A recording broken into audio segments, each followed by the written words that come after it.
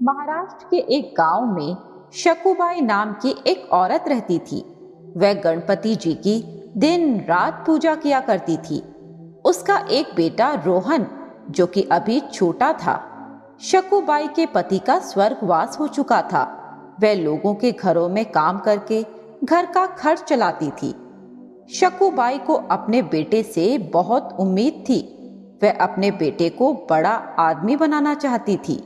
उसे पढ़ाने के लिए वह दिन रात कड़ी मेहनत करती, साथ ही विघ्नहर्ता से विनती करती थी कि उसके बेटे को बड़ा आदमी बना दे। गणेश चतुर्थी के दिन वह व्रत रखती।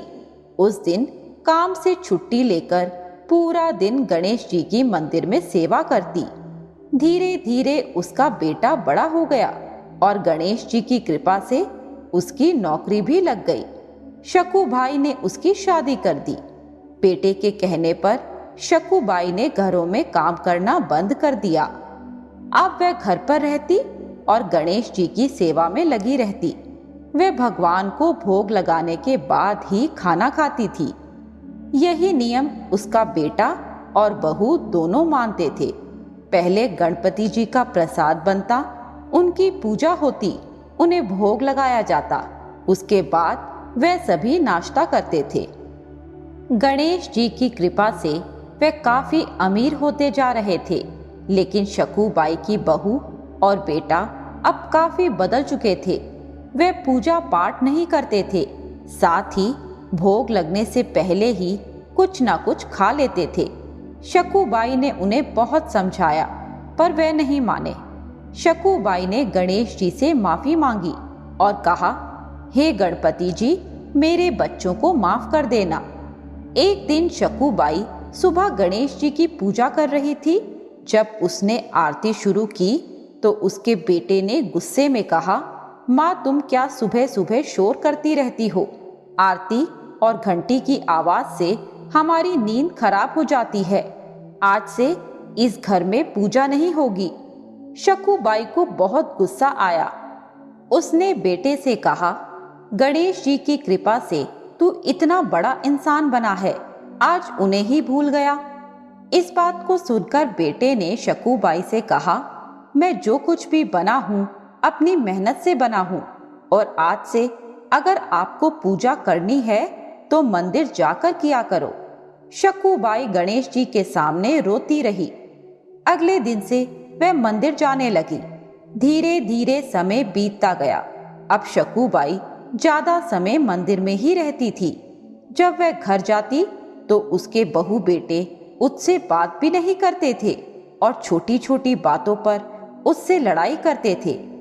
एक दिन उसे मंदिर में एक छोटा सा बच्चा मिला। वह शकुबाई के पास आया और कहने लगा, दादी, मुझे प्रसाद दो। तब शकुबाई ने कहा, बेटा, मेरे पास तो कुछ नहीं है। उस बच्चे ने कहा, मुझे खीर खानी है। तब शकुबाई ने कहा, तुम मेरे घर चलो, मैं तुम्हें खीर बनाकर खिला दूंगी। वह बच्चा शकुबाई के साथ घर आ गया। घर आकर शकुबाई ने खीर बनाई। जब वह बच्चा खीर खाने बैठा तभी उसके बहू बेटा घर पर आ गए। उन्होंने शकुबाई को बहुत डांटा और बच्चे से खीर छीन ली। दोनों ने उस बच्चे को घर से बाहर निकाल दिया। शकुबाई को बहुत दुख हुआ। वह रोती रोती सो गई।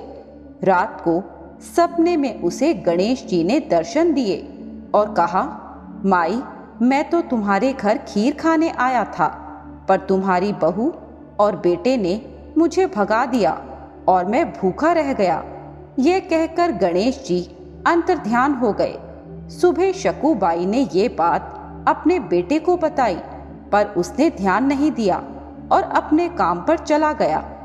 जब वह काम पर पहुंचा तो उसके मालिक ने उसे काम से निकाल दिया और कहा, हमने तुम्हारी जगह किसी और को काम पर रख लिया है, तुम कहीं और काम देख लो। शकुबाई मंदिर गई हुई थी। उसके जाने के बाद उसकी बहू सीढ़ियों से गिर गई। उसके सर में चोट लगने से वह बेहोश हो गई। जब शकुबाई का लड़का घर पहुंचा तो देखा उसकी पत्नी बेहोश पड़ी है। वह घबरा गया। कुछ देर बाद उसे होश आया तो उसने बताया कि जब वह बेहोश थी तो उसे गणेश जी दिखे थे। वे बहुत गुस्से में थे और गुस्से में ही घर से बाहर चले गए। दोनों को समझ आ गया कि माँ के साथ साथ भगवान का भी अपमान करने से यह कष्ट हमें भोगने पड़ रहे हैं। वे दोनों दौड़े दौड़े मंदिर गए और माँ को सब बातें बताई। तब शकूबाई ने कहा, गणेश जी से माफी मांगो और 2 दिन बाद गणेश चतुर्थी है। उस दिन गणेश जी का व्रत करना और पहले की तरह उन्हें भोग लगाकर ही भोजन करना। शकूबाई व उसके बहू बेटे ने ऐसा ही किया। गणेश चतुर्थी के दिन घर में गणेश जी की स्थापना की। गणेश चतुर्थी का व्रत कर खीर का भोग लगाया और साथ ही हर दिन नियम से पूजा करने लगे। उसी दिन से उनके सारे विघ्न दूर हो गए। बेटे को नया काम भी मिल गया। हे विघ्नहर्ता, सदा अपने भक्तों पर कृपा बनाए रखना। दोस्तों, आपको ये वीडियो अच्छी लगी हो तो इसे शेयर करें और हमारे चैनल वैदिक मंथन को सब्सक्राइब करें।